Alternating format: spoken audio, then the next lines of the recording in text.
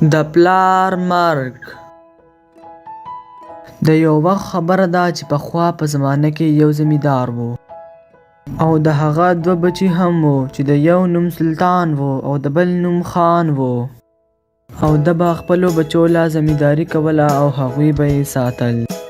او کله چې به مازدیګر شو نو زمیندار به ځان سره غواګانې روانې کړې او روان به شو او کله چې به مازدیګر ماښام شو نو دوباره به واپس خپل کور ته رالې او په بچو باندې به یې هیڅ کار نه کولو، ټول کار به یې پخپله کولو. هغوی دواړې ډېر زیات نازبین ساتلي وو او ماښام مازدیګر چې به کله دا زمیندار کور ته رالې نو د خپلو بچو سره به کېناستو او د هغوی سره به یې خپلې خبرې کولې.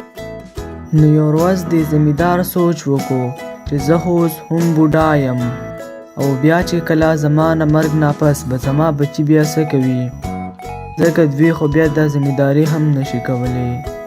نو بیا د دې سوچ نه پس بیا د زمیندار د خپلو دواړو بچو ته وویل چې زما بچو دې خوا راشئ، تاسو سره یو ضروري خبره کومه. دا دواړه بیا د خپل پلار راوغواړي او کینی ورسره. د پلار یې خپلو دواړو بچو ته وویل چې زما بچو تاسو سره یو څو ضروري خبرې شیر کوم، دلته کې لږ کښېنئ، که زه سبا نه یم نو تاسو په هغې باندې بیا عمل وکړئ. نو د زمیندار دواړه بچي د خپل پلار خواله راشي او په دې سوچ کې وي چې دی به اوس موږ ته څه وایي. نو بیا ورته د خپل پلار وویل چې زما بچو زما درته دا نصیحت دی چې دواړه به یو ځای یې، د یو ځای نه به نه جدا کېږئ، که نه بیا به ګورې مضبوط نه یې ښه. او دویمه خبره مې دا ده چې زما د مرګ نه پس به هلته په پټي کې یو خزانه پرته وي، ما تاسو له خوښه کړې ده، هغه به ځان له راوباسئ. په تاسو باندې خو ما زمینداري هم نه ده کړې، هغه به راوباسئ او ژوند به پرې تېروئ. نو په دې اورېدو سره یې دا بچي دواړه ډېر زیات خفه شي او پلار ته ووایي چې داجي ته موږ ته داسې خبرې مه کوه، په دې اورېدو سره موږ په ډېر زیات بیا خفه کېږو. نو په دې اورېدو سره ورته د پلار وویل چې په دې باندې به تاسو خفه کېږئ نه، دا وخت په هر چا باندې را روان دی.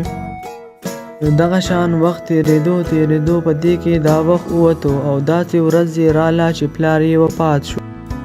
او چې کله د دوی پلار وفات شو نو دوی ورته ډېر زیات خفه وو او ولاړ وو ورته. او د پلار د مړ کېدو نه پس چې کله دوی د پلار جنازه وکړه نو بیا خپل کور ته رالل او ډېر زیات پریشانه وو.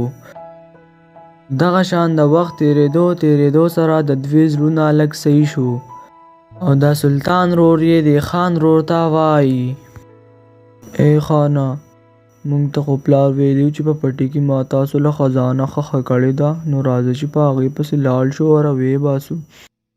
نو بیا یې ورته د خان رور وایي ها صحیح ده، راځه چې لاړ شو او راویې باسو.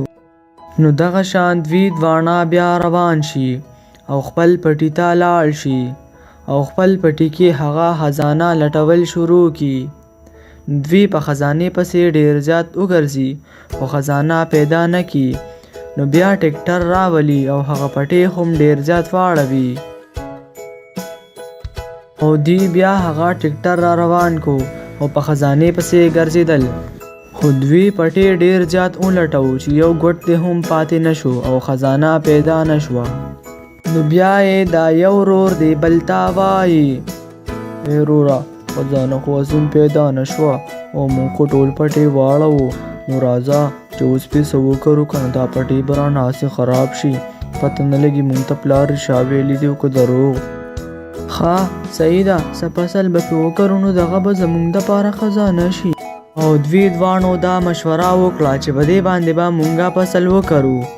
نو چې کله پې فصل وکړي دغه شان یو میاشت تېرېده چې د دوی فصل ډېر ښکلی راختې و او بیا وخت تېرېدو چې د دوی فصل ډېر زیات غټ شوی و، د ریبلو ته قابو شوی و نو دوی بیا دا سوچ وکړو چې دا فصل به مونږه خرڅ کو او دوی بیا هغه فصل خرڅ کی نو دغه د دوی دپاره خزانه شي.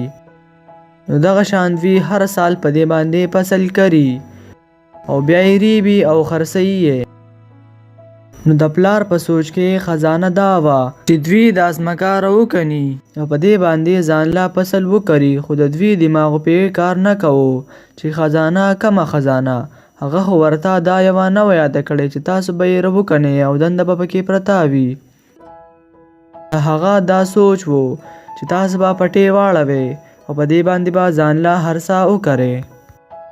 نو په دې ویډیو کې موږ ته دا سبق دی چې مشرانو له پکار دي چې د خپلو بچو بندوبست وکړي، لکه څنګه چې په دې کارټون کې تاسو وکتلو.